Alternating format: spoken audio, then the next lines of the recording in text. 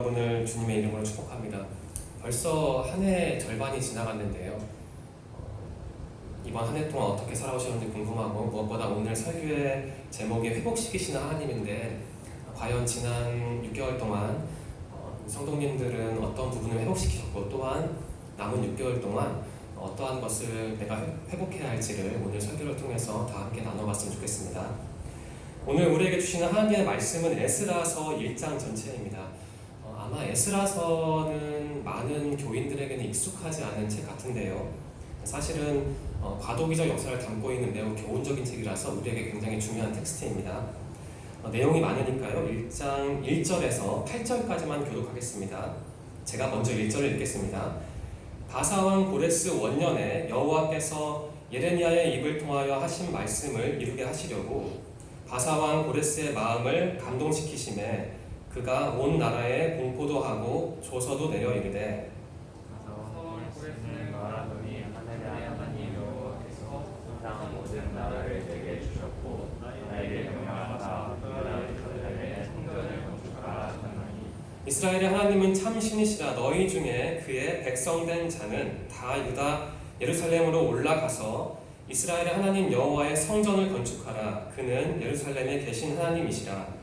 그 나라에는 백성이 어느 곳에 머물러 살든지 그곳 사람들이 마땅히 인과 금과 그 밖의 물건과 짐승으로 도와주고 그 외에도 예루살렘에 세울 하나님의 성전을 위하여 예물을 기쁘게 드릴지니라 하였더라. 이에 유다와 베냐민 족장들과 제사장들과 레위 사람들과 그 마음이 하나님께 감동을 받고 올라가서 예루살렘에 여호와의 성전을 건축하고자 하는 자가 다 일어나니 사람들이 금들과 금과 물품들과 짐승과 보물로 보고 그 외에도 예물을 기쁘게 드렸더라. 고레스 왕이 또 여호와의 성전 그릇을 꺼내니 옛적에 느부갓네살이 예루살렘에서 옮겨다가 자기 신들의 신당에 두었던 것이라. 8절은 다 함께 읽겠습니다. 시작. 바사왕 고레스가 창고지기 미드르다스에게 명령하여 그 그릇들을 꺼내어 세워서 유다 총독 세스바살에게 넘겨주니. 아멘. 이스라엘은 사울 왕, 그 다음에 다윗 왕, 그 다음에 다윗의 아들이죠. 솔로몬 왕 때까지는 통일 국가였습니다. 하나의 국가였는데요. 솔로몬 이후에 국가가 분열이 됐습니다. 북쪽에 있는 나라를 북왕국, 정식 명칭인데 신학 명칭인데요. 북왕국 이스라엘이라고 하고 남쪽에 있는 나라를 남왕국 유다라고 합니다. 줄여서 북이스라엘, 남유다라고 하고 더 줄여서 이스라엘 유다라고까지 부르기도 합니다. 그러니까 이스라엘은 두 가지 의미가 있죠. 통일 왕국 전체를 가리킬 때도 이스라엘이라고 하고 북쪽만 가리킬 때도 이스라엘이라고 하니까 여러분들이 성경 읽을 때 그 의미를 염두에 두셔야 합니다. 이스라엘 다 같은 이스라엘이 아닙니다. 북왕국 이스라엘은 기원전 722년에 아시리아라는 국가에 의해서 멸망하고 맙니다. 요나서에 등장하는 니느웨라는 도시가 이 아시리아의 수도였습니다. 그러니까 요나가 왜 그토록 니느웨로 가기 싫어했는지 아실 수 있죠. 남왕국 유다는 기원전 587년에 바벨론이라는 국가에서 멸망을 했습니다. 당시 왕이 오늘 텍스트에 나온 느부갓네살 왕이었죠. 그리고 예루살렘 성전은 그 이듬해인 586년에 교회는 완전히 무너집니다. 바벨론은 지리적으로 보면 오늘날로 하면 정확한 건 아닌데요. 이제 이라크 정도의 국가로 보시면 됩니다. 아무튼 많은 이스라엘 사람들이 포로가 되어서 바벨론으로 끌려갔습니다. 그런데 이 바벨론이 약 50년 뒤에 바사라는 국가에 의해서 망합니다. 바사는 다른 성경에는 페르시아라고 하는데 오늘날로 하면 이것도 역시 정확한 건 아니지만 이란에 해당하는 국가입니다. 바벨론을 점령한 바사의 왕은 고레스 왕이었습니다. 고레스는 기원전 538년에 당시 포로였던 이스라엘 사람들에게 당신들은 이제 내가 왕이 됐으니 고국으로 돌아가시오. 그리고 가서 당신들의 교회를 건축하시오라고 허락을 했습니다. 고레스 왕이 귀한 조서를 내리는 게 538년이잖아요. 기원전. 근데 그 이듬해인 537년에 이스라엘 사람들이 1차로 귀환을 하고요. 그 1차로 귀환한 사람들이 그 이듬해에 그러니까 536년 2월부터 교회를 재건축하게 됩니다. 그 1차 귀환의 지도자가 바로 스룹바벨과 예수였는데요. 오늘 설교의 성경 말씀의 배경이 바로 그 1차 귀환입니다. 1절 말씀 중에 이러한 문구가 있습니다. 바사왕 고레스 원년에라는 문구가 있는데요. 여기서 그 고레스 원년은 고레스가 처음으로 왕이 된 해고, 또한 앞에서 말씀드린 것처럼 자신이 왕이 된 다음에 이스라엘 민족에게 이제 고국으로 돌아가서 성전을 건축하세요라고 조서를 내린 해이기도 합니다. 538년이죠, 기원전이요. 그런데 이 고레스 칙령이 사실은 이스라엘 민족만을 위한 칙령은 아니었습니다. 당시에 고레스 왕은 유화 정책을 펼쳤는데요. 자신이 정복한 그 땅의 국가들, 사람들에게 일종의 자치, 독립을 허락을 했습니다. 스스로 자기 지역을 맡아서 다스릴 수 있는 그런 자치를 허락한 것이죠. 따라서 세속적인 관점에서 보면은 고레스 왕이 이스라엘 민족을 조국으로 돌아갈 수 있도록 허락하고, 또한 그들에게 성전을 건축하고 한 게 이스라엘 민족만을 위한 일은 사실 아니었습니다. 고레스 왕의 식민 통치의 일환이었죠. 세속적으로 보면요. 하지만 구속사적인 관점에서 보면, 달리 말하면 성경적인 관점에서 보면은 고레스 왕의 정책은 하나님의 허락하심이었습니다. 하나님의 섭리였습니다. 사실 겉으로 볼 땐 고레스가 자신의 식민 통치, 방침에 따라서 이스라엘 민족을 부드럽게 대한 것이지만, 허락했지만, 그 성경의 관점에서 비춰보면 우리는 고레스 왕의 모든 생각, 통치, 그리고 이스라엘 민족의 귀환과 성전 재건을 반드시 하나님의 뜻이라는 맥락 안에서 이해해야 합니다. 예레미야 25장 11절과 12절 말씀에 이스라엘 민족에 관한 예언이 기록되어 있습니다. 제가 읽겠습니다. 이 모든 땅이 폐허가 되어 놀랄 일이 될 것이며, 이스라엘 민족 말하는 겁니다. 이 민족들은 70년 동안 바벨론의 왕을 섬기리라. 여호와의 말씀이니라. 70년이 끝나면 내가 바벨론의 왕과 그의 나라와 갈다인의 땅을 그 죄악으로 말미암아 벌하여 영원히 폐허가 되게 하되, 영원히 폐허가 됐죠. 바사가 이란이 이라크를 점령을 한 것입니다. 예레미야 선지자가 예언했듯이 이스라엘 민족은 바벨론의 포로가 되었죠. 그런데 역시 예레미야 선지자가 예언했듯이 70년 뒤에 바벨론은 바사에 의해서 멸망함으로써 그 바벨론의 포로였던 이스라엘 민족들이 드디어 고국으로 돌아오게 됩니다. 그리고 성전을 건축하게 됩니다. 여기서 잠시 역사 얘기를 해볼까요? 앞서 말씀드렸듯이 기원전 587년에 남왕국 유다가 망했잖아요. 그 바벨론의 나라에 의해서. 그런데 그때 한 번에 끝난 건 아니고요. 그 전에 바벨론이 이스라엘을 3번 침공을 했습니다. 첫 번째가 기원전 606년, 그때 끌려간 사람이 다니엘입니다. 그리고 그 다음이 602년, 2차 침공이 602년인데 그때 끌려간 사람이 에스겔이죠. 그리고 3차 침공이 기원전 597년입니다. 그 이후에 10년 뒤에 4번째 쳐들어와서 이제 완전히 끝나게 된 거죠. 이스라엘 역사에서 이 포로기를 끝내고 새로운 역사를 시작한 것은 고레스 왕이 아니라 바로 하나님이었습니다. 사실 고레스 왕은 이방 민족의 왕이었고 하나님을 섬기는 사람은 아니었습니다. 그런데 하나님은 이 고레스 왕을 어떻게 해서요? 이용해서 이스라엘 민족에게 구원의 역사를 보여주신 것이죠. 물론 그 전에 하나님은 아시라는 국가를 선택해서 이스라엘 민족, 죄악된 이스라엘 민족을 심판하셨습니다. 하나님이 이처럼 이스라엘을 심판하셨다가 또 시간이 지나서 구원하신 사건을 보면 우리는 하나님이 이스라엘 민족을 하여금 나는 하나님이야, 너희들은 나를 하나님으로 인정해야 돼 라는 교훈을 주셨다는 것을 알아야 합니다. 우리는 이스라엘 민족의 실패와 구원을 보면서 질문을 해야 합니다. 우리 자신에게요. 그러니까 어떠한 질문을 하면 좋을까요?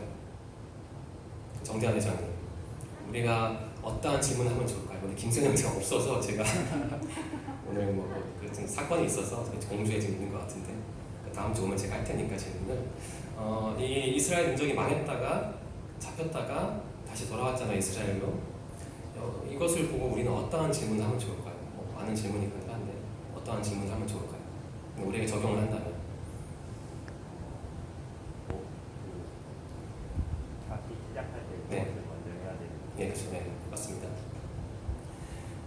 결국 그 하나님을 중심에 둬야 한다는 거죠. 나는 과연 하나님을 보고 있는가?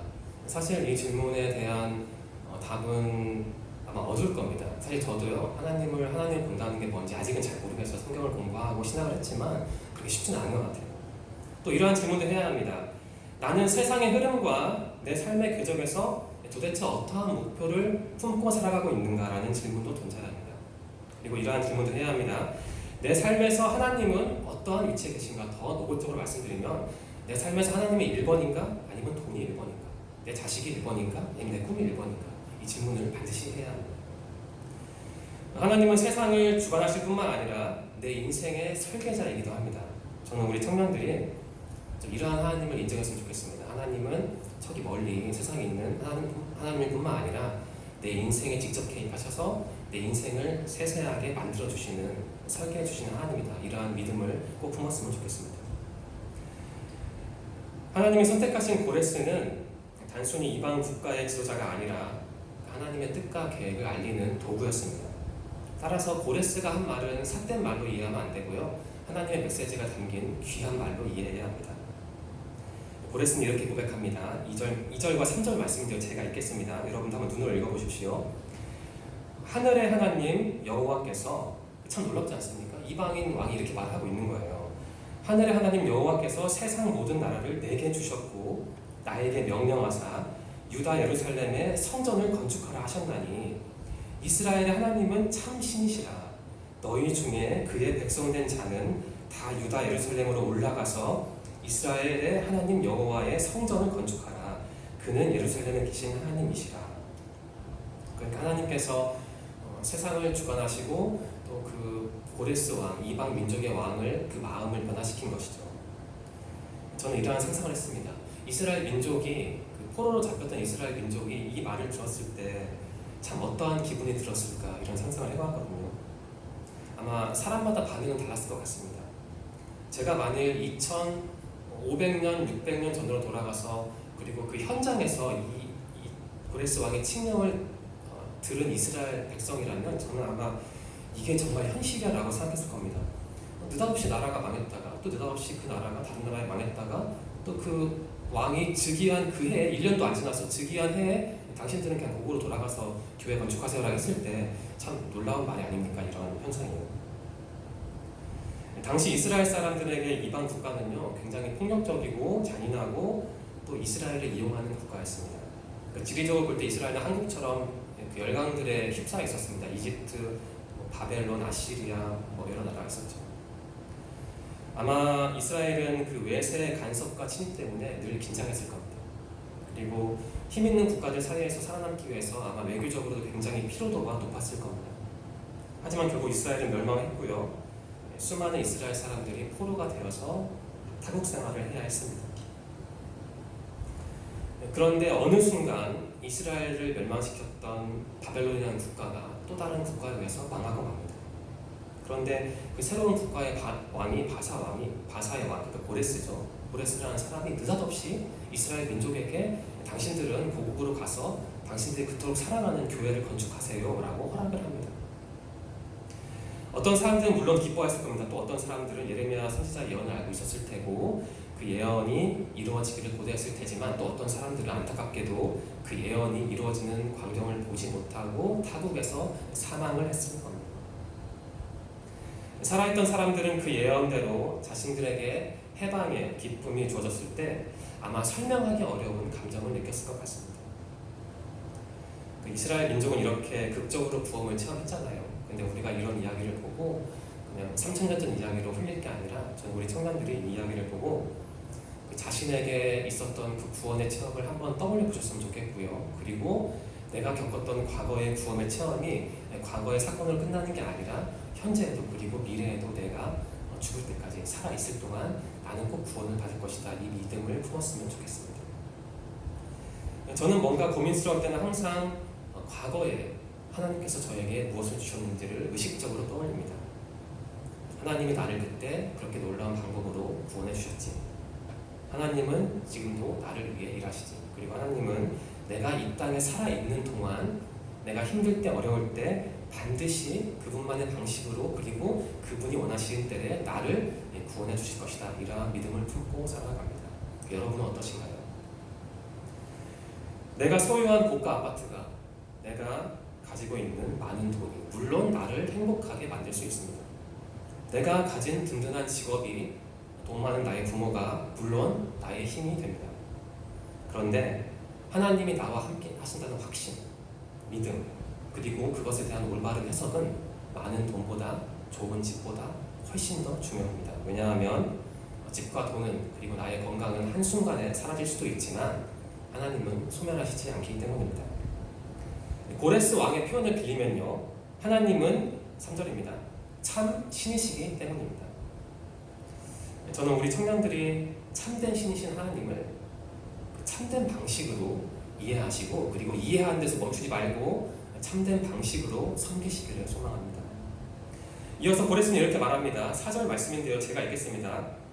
그 남아있는 백성이 어느 곳에 머물러 살든지 그곳 사람들이 마땅히 은과 금과 그 밖의 물건과 짐승으로 도와주고 그 외에도 예루살렘에 세울 하나님의 성전을 위하여 예물을 기쁘게 드릴지니라. 여기서 초반에 남아있는 백성이라는 표현이 있는데요, 이것은 문자적으로 보면은 그냥 말 그대로 남아있는 백성인데요, 지금 읽은 4절 말씀에서 남아있는 백성은 그 바벨론에 있는 백성입니다. 그러니까 이스라엘에서 끌려와서 바벨론에서 살던 백성을 이스라엘 사람들 말하는 겁니다. 하나님은 고레스 왕의 마음만 감동시킨 게 아니었습니다. 하나님은 고레스 왕을 통해서 그 이스라엘 민족과 함께 살고 있던 아마 바벨론 현지인 같은데요, 그 바벨론 현지인들의 마음도 움직여 주셨습니다. 그 현지인들이 어떻게 했나요? 그 이스라엘 사람들이 드디어 왕의 명령을 받고 그 고국으로 귀환할 때 그 빈손으로 돌려보낸 게 아니라 물건을 줬습니다. 무엇인지 확실히 나오진 않았지만 아마 성전 건축에 필요한 금, 은 이런 거겠죠. 가서 성전을 건축하려면 돈이 필요하니까요. 그러니까 빈손으로 돌려보낸 게 아니죠. 그래서 학자들은 이 상황을 출애굽상과 연관을 시키더라고요. 이스라엘 민족이 출애굽할 때 여러분 성경을 읽어보셨겠지만 빈손으로 나오지 않았거든요. 그 원어로 보면은 당시 이스라엘 백성들이 출애굽을 할 때 그 애굽 사람들의 물건을 훔쳤다고 했습니다. 원어로. 그러니까 가져왔다고 했습니다. 왜 가져왔느냐? 열받아서 가져왔느냐? 화나가지고. 뭐였죠? 이스라엘 백성이 그 출애굽해서 사막에서 뭘 만들었죠? 성막을 만들었죠. 그러니까 이동식 교회를 만든 거예요. 그 교회를 만들 때 그 맨손으로 만들 수 없잖아요. 돈이 필요하고 물질이 필요하니까 하나님께서 허락하셔서 이스라엘 민족이 애굽을 나올 때 그 애굽 사람들을 탈취해서, 좀 표현이 그렇지만 원어는 그렇습니다. 그 사람들의 물건을, 돈을, 금을 뺏게 하신 거예요. 하나님 허락하신 거예요. 막 똑같은 상황이 이루어진 겁니다. 이스라엘 민족이 바벨론의 포로로 있다가 고국으로 돌아오게 될 때 하나님이 허락을 하셔서, 이번엔 좀 방식이 다르죠. 그 바벨론 현지인들로 하여금 이스라엘 민족에게 물건을 주게 한 거예요. 이거 가져가서 이스라엘 땅으로 가서 교회를 건축해야 하니까 돈이 필요하잖아요. 그래서 물품을 준 것이죠. 그러니까 하나님께서 이렇게 역사하신 겁니다. 첫 번째 출애굽 당시에 이스라엘 민족은 자신들이 애굽에서 탈취한 물건으로 광야에서 성막을 지었습니다. 이동식 천막 교회를 지었습니다.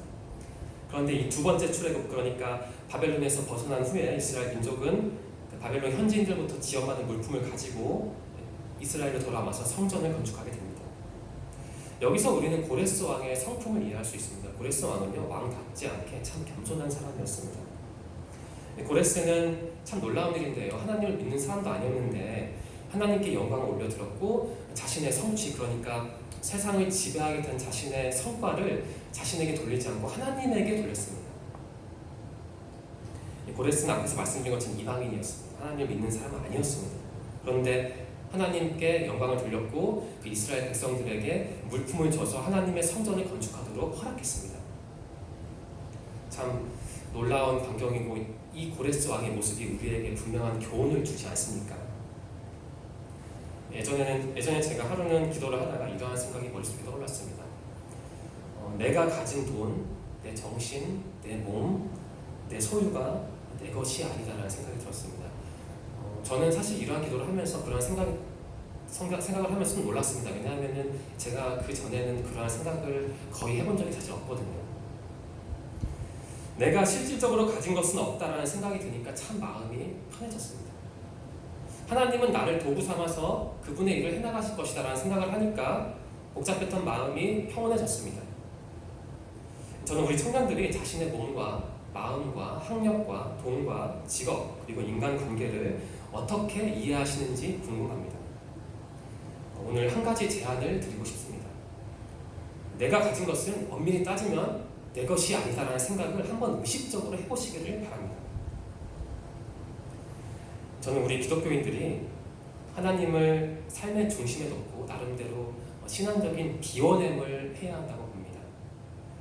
내가 가진 것은 하나님이 허락하신 것이고 전부 다 하나님의 것이다 라는 생각을 꼭 의식적으로 일상 속에서 해보시기를 바랍니다. 그러한 생각이, 그러니까 나는 하나님의 것이다라는 생각이 더 이상 식상하게 느껴지지 않는 게, 그러한 생각이 절대 어색하게 느껴지지 않는 게 어쩌면은 올바른 신앙인의 마음 상태가 아닐까라는 생각이 들었습니다. 달리 말하면 그러한 생각이 정말 어색하고 뭔가 불편하게 느껴진다면 어쩌면은요 내 신앙의 어딘가가 누수가 되었다는 징조일 수도 있습니다. 5절에서 11절 말씀은 이스라엘 사람들이 귀국하는 장면을 주로 묘사하고 있습니다. 하나님의 은혜로 이스라엘 민족은 성전 건축에 필요한 모든 물질을 확보한 상태에서 이스라엘로 돌아오게 됩니다.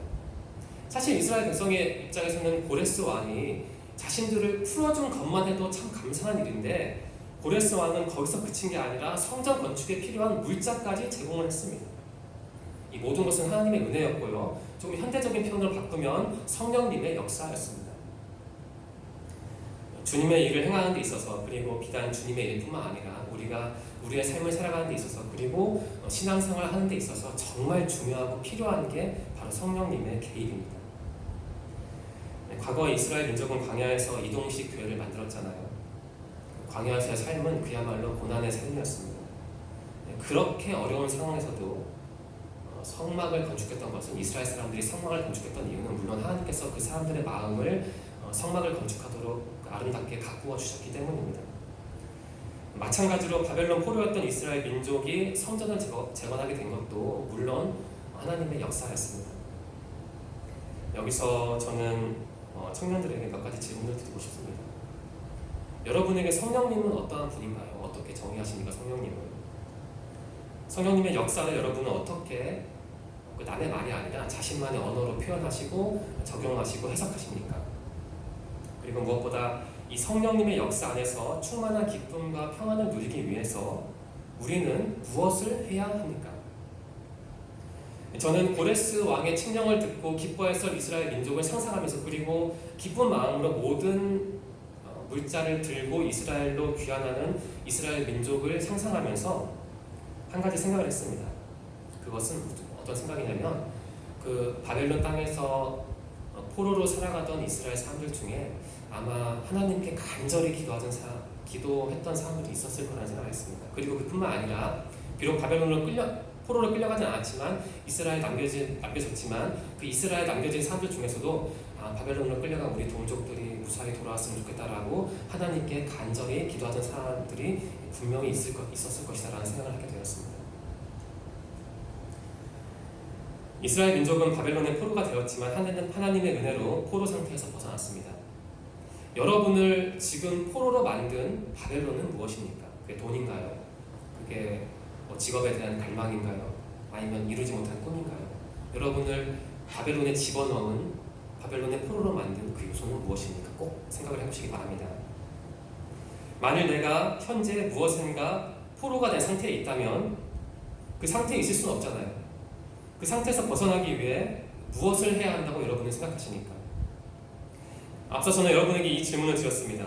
성령의 역사 안에서 충만한 기쁨과 평안을 누리기 위해서 우리는 무엇을 해야 합니까? 라는 질문을 드렸습니다. 이 질문에 제 나름대로 답을 내리자면요, 물론 제 답이 정답은 아닙니다. 우리는 평상시 삶 속에서 하나님을 찾고 말씀을 묵상하고 무엇보다 간절히 기도하며 하나님을 의지해야 합니다.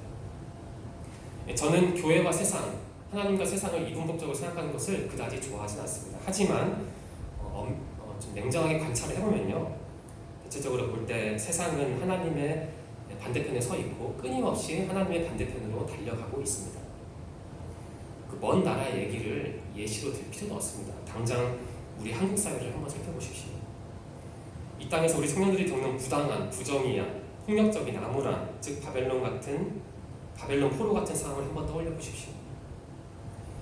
저는 아무리 생각해도 정답은 하나님뿐이라고 믿습니다. 그게 바로 제 신앙과 신학의 출발점이자 핵심입니다. 여러분의 신학의 핵심과 출발점은 무엇입니까? 경제적인 환경적인, 상황적인 그리고 관계적인 조건이 아무리 열악하더라도 하나님과 함께하는 삶이라면, 하나님이 내 곁에 계시다면 바로 그것이 행복한 삶입니다. 저는 그것을 믿습니다. 이스라엘 민족은 70년간 포로로 살았습니다. 당시 사람들의 평균 수명은 40년도 안 됐습니다. 70년이면 우리로 치면은 200년에 가까운 시기입니다. 굉장히 긴 시기. 그런데 그러한 사람들 결국 다 구원을 받았습니다. 혼란한 포로기 같은 한국 삶을 살아가는 우리 청년들이 그 이스라엘 민족과 함께했던 하나님을, 나의 하나님을 꼭 고백하시고 그 하나님만을 간절히, 아주 간절히 의지하시기를 소망합니다. 그리고 여러분의 삶 속에서, 특히 청년들의 삶 속에서 참 꼭 해결하고 싶은, 참 이러한 표현을 쓰긴 싫은데 그 고통의 문제가 있을 텐데요. 그때 절대 실망하지 마시고, 절대 좌절하지 마시고, 이스라엘 민족을 살펴보면서 이스라엘 민족을 구원하신 하나님을 의지하면서 하나님께 기도하시길 바라고, 기도함으로써 여러분의 문제가 해결되는 은혜를 충만하게 누리시기를 간절히 소망합니다. 기도드리겠습니다. 하나님 감사합니다. 에스라서를 통해 오늘 우리는 회복시키시는 하나님을 다시 한번 체험했습니다. 이스라엘 민족은 타국의 포로가 되었지만 하나님은 그들을 구원하셨습니다. 이스라엘은 하나님으로 인해 회복되었습니다. 주님, 우리도 회복하기를 소망합니다. 우리를 사로잡은 것들에서 우리를 구원하여 주시옵소서. 주님, 우리 청년들이 에스라서의 말씀을 묵상함으로써 회복시키시는 하나님만을 체험하게 하여 주시옵소서. 그래서 그들이 하나님만을 의지하기를 소망합니다. 인도하실 것을 믿으며 예수님의 이름으로 감사하며 기도드립니다. 아멘.